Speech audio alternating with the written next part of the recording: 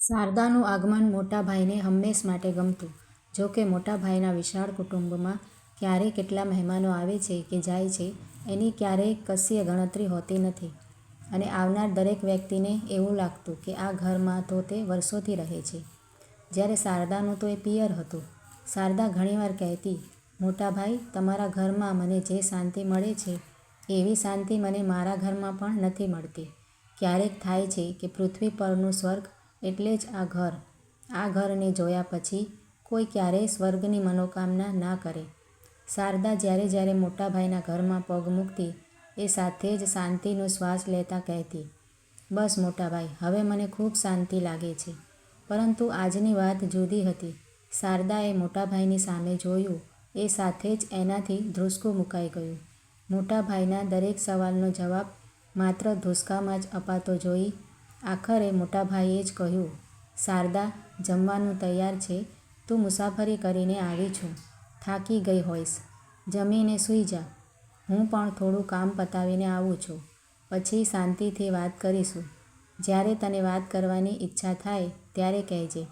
વાત કરવી હોય તો કરજે, ના કરવી હોય તો પણ મને વાંધો નથી.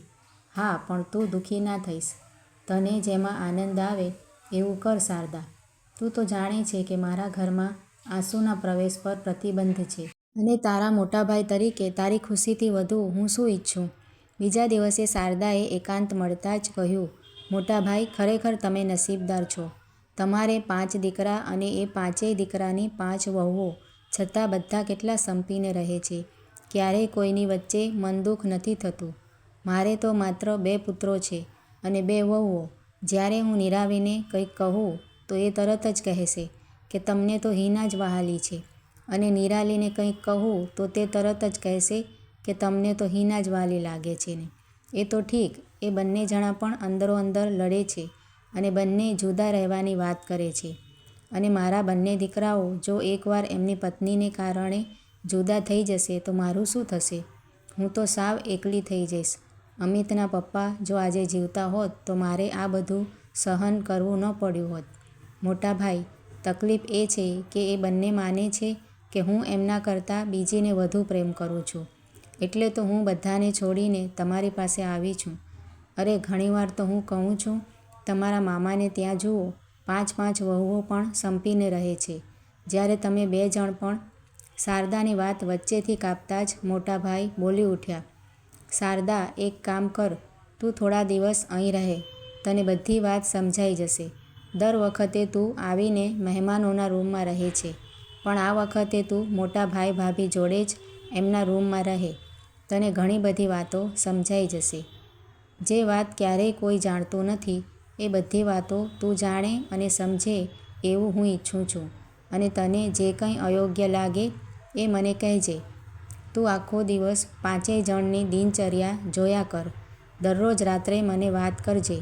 થોડા જ દિવસો બાદ શારદા બોલી, મોટા ભાઈ, સૌથી મોટી વહુ શુભદા આખો દિવસ કામ કરે છે, જ્યારે સૌથી નાની વહુ જ્યોતિ કશું જ કામ કરતી નથી. યશોદા અને વંદના નોકરીએ જતાં પહેલાં તૈયાર થવામાં ખાસ્સો સમય બગાડે છે. તૈયાર થાળીએ જમી લે છે અને મેઘના તો ઘરનું ને બહારનું થોડું થોડું કામ કર્યા કરે છે. જો કે મેઘના મોટે ભાગે શુભદા કહે છે એમ જ કરે છે, પણ બધાએ મોટું મન રાખે છે. બાકી એકાદ વહુ કામ કરે અને બાકીની વહુઓ તૈયાર થાળી ખેંચીને જમવા બેસે એવું ના ચાલે. શારદા એકી શ્વાસે આ બધું બોલી ગઈ. મોટા ભાઈ શારદા સામે જોતા બોલ્યા, શારદા, આવી વિષમ પરિસ્થિતિ વચ્ચે પણ પ્રેમ અને સંપ રાખવાની જવાબદારી વડીલોની છે. મધ્યબિંદુ જોયું કે જ્યોતિ ઘરના બધા બાળકોને ભણાવે છે. તે બધા કરતાં વધુ ભણેલી છે. એટલું જ નહીં, બાળકો એની જોડે એટલા હળીમળી ગયા છે કે એની પાસે તરત ભણવા બેસી જાય છે. પરિણામ સ્વરૂપ આ ઘરનો દરેક બાળક સ્કૂલમાં પ્રથમ નંબરે પાસ થાય છે. તારા જેવી જ વાત શરૂઆતમાં મોટી વહુ શુભદાએ મને કહેલી. ત્યારે મેં શુભદાને મારી પાસે બેસાડીને કહેલું કે તારા પગલે ઘરમાં શુભ કામની શરૂઆત થઈ છે. તારું નામ શુભદા. તું તો સૌથી મોટી છું, એટલે દરેક રીતે પ્રેમમાં સૌ પ્રથમની હકદાર તું જ છે. જેમ અમે તને પ્રેમ આપીએ છીએ તેમ તું પણ જ્યોતિને પ્રેમ આપ. ત્યારબાદ મેં જ્યોતિને પણ બોલાવી. હું જાણતો હતો કે જ્યોતિ પુષ્કળ શ્રીમંત કુટુંબમાંથી આવેલી છે. એને ક્યારેય કંઈ જ કામ કર્યું નથી. હા, ભણવામાં ખૂબ તેજસ્વી હતી. મને ખબર હતી કે એ કામ કરી શકવાની નથી. તેથી મેં કહ્યું કે જ્યોતિ, તું તો સૌથી નાની વહુ છે. મને ખૂબ લાડકી છું અને તારી તેજસ્વી કારકિર્દીથી અંજાઈ ને મેં તારું નામ જ્યોતિ રાખ્યું છે. આ ઘરમાં ઘણા બધા બાળકો છે. એ બધાને ભણાવવાની જવાબદારી આજથી તારી.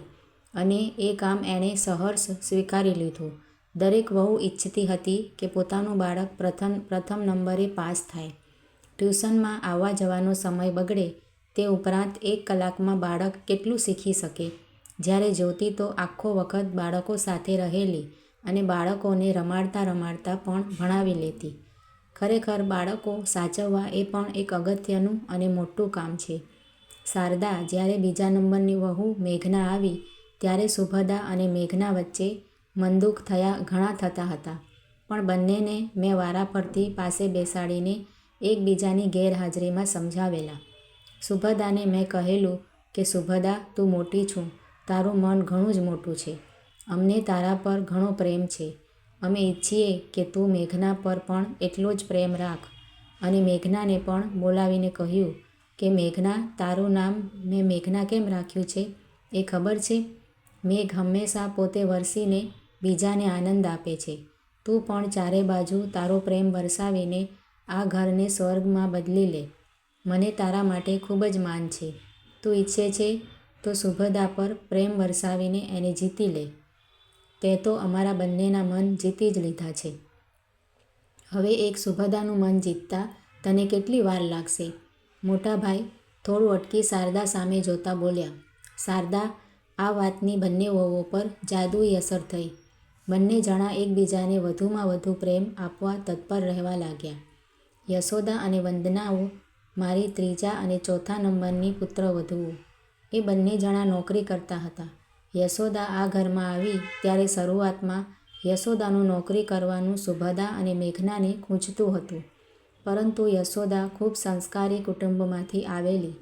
પહેલો પગાર થતાં જ સુભદ્રા મેઘના અને એની સાસુ માટે સાડીઓ ખરીદી લાવી. બધાએ લેવાની ના પાડી ત્યારે બોલી કે હું માનું છું કે તમે મારો પ્રેમ ઠુકરાવી દીધો છે. અને એની આંખમાં આવેલા આંસુ જોઈ બધાએ સાડીનો સ્વીકાર કર્યો. પરંતુ ત્યારબાદ યશોદાની ચકોર આંખોએ એ વાતનું ધ્યાન રાખતી, કોને કઈ વસ્તુની જરૂર છે, ઘરમાં કઈ વસ્તુ જોઈએ છે, ક્યારેક છોકરાઓની ચોપડીઓ તો ક્યારેક કોઈનું સ્વેટર કે કોઈના પેન્ટ કે ખમીસનું કાપડ. પગાર થતાં એ બધી વસ્તુઓ ઘરમાં આવી જતી. ત્યારબાદ તો વંદના પણ નોકરી કરતી આવી. પરંતુ વંદના પણ યશોદાનું જોઈએ પ્રમાણે જ વર્તવા માંડી. એટલું જ નહીં, ખરીદી કરતાં વધેલો પગાર બંને જણા મારા હાથમાં મૂકી દેતા. દરેક પુત્ર પણ પોતાનો પગાર મારા હાથમાં આપી દે છે. શારદા, તું નહીં માને કે અત્યારે બધાય દીકરા અને વહુઓને માટે આ પૈસામાંથી મેં 5 બંગલા એક જ લાઈનમાં ખરીદી લીધા છે. છતાંય કોઈ જુદા રહેવા તૈયાર નથી. બધાને એકબીજા વગર ગમે એમ નથી. દરેકને એવું લાગવા માંડ્યું છે કે અમે એકબીજા વગર અધૂરા છીએ.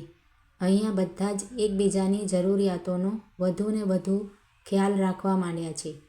અને પછી તો શું કે તમે પ્રેમ આપો તો સામે પ્રેમ મળે જ. અત્યારે કદાચ 5માંથી એકાદ જણ પણ જો પિયર જાય છે તો ઘરમાં બાકીના બધા સભ્યો ઉદાસ બની જાય છે. શારદા, તું આજે આ ઘરને સ્વર્ગ માને છે, પણ ઘરને સ્વર્ગ બનાવવા પુષ્કળ મહેનત કરવી પડે છે. દરેકના મન સાચવવા પડે છે અને મન જીતવા માટે ક્રોધ નહીં પણ પ્રેમનું હથિયાર ઉગામવું પડે છે. અત્યારે 5 વહુઓ એવું જ માને છે કે અમને એમના માટે ખૂબ જ પ્રેમ અને માન છે. શારદા, એક વાત યાદ રાખ, જેમ વર્તુળમાં એક મધ્ય બિંદુ હોય ત્યાંથી તમે વર્તુળ સુધી કોઈપણ લીટી દોરો તેનું માપ સરખું જ આવે, તેમ કુટુંબમાં વડીલનું સ્થાન એક મધ્ય બિંદુ જેવું છે. કુટુંબના કોઈપણ સભ્ય પ્રત્યે એક સરખું જ પ્રેમ અને માન રાખવાના હોય છે. ભૂલ દરેકની થાય છે, પણ એ વ્યક્તિને એકલીને પાસે બેસાડીને પ્રેમથી કહેવાનું હોય છે.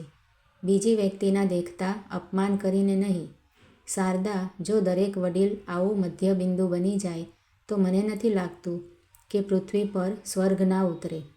બીજા દિવસે સવારે મોટા ભાઈએ આંખ ખોલી ત્યારે રૂમમાં શારદાની પથારી ખાલી હતી.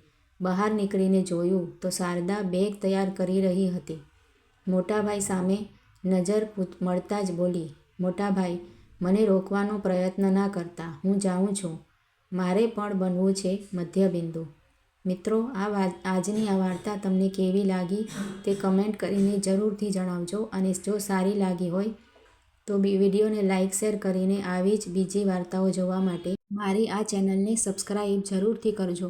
વિડીયો જોવા માટે તમારા બધાનો ખૂબ ખૂબ આભાર માનું છું.